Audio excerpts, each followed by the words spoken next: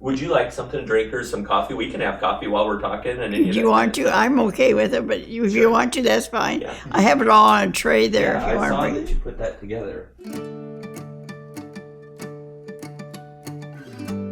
My name is Elinor Caves, and in sharing my life story, I also get to share God's unbelievable grace and the many times that I was going my own way and the Lord brought me back.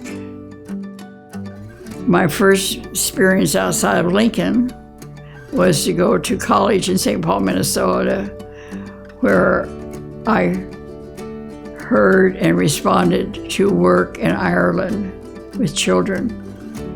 And I thought, well, Ireland, I won't have to learn a language. I thought, I'm not going to be too good at languages. But I thought I knew everything else. I was almost 25 years old, and I was educated, and I knew how to take care of children. It was children's work, and I knew what life was about, and I had the answers. So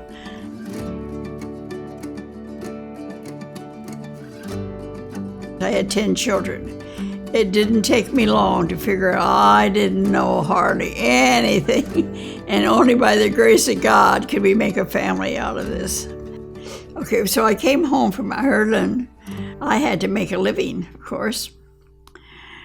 A job for the state was offered to me, and it was going to be an amount of money I never thought I'd ever in my life have. But here I had these degrees, so it got me that.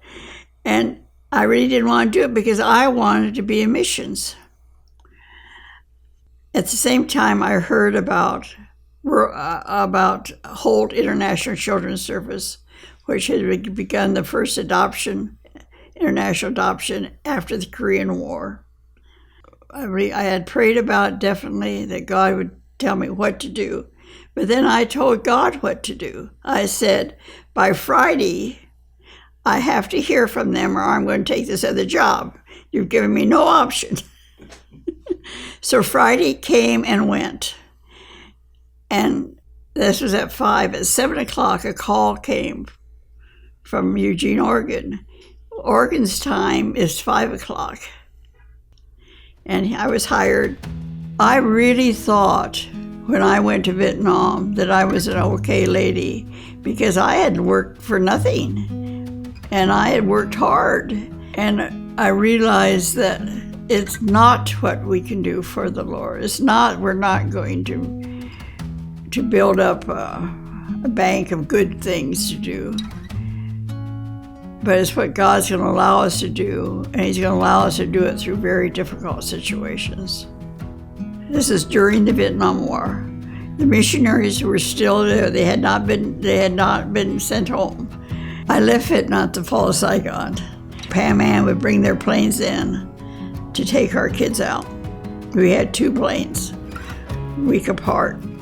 We took everything out of the plane, all the seats and everything out, and strapped the older children around the perimeters and laid the babies on blankets.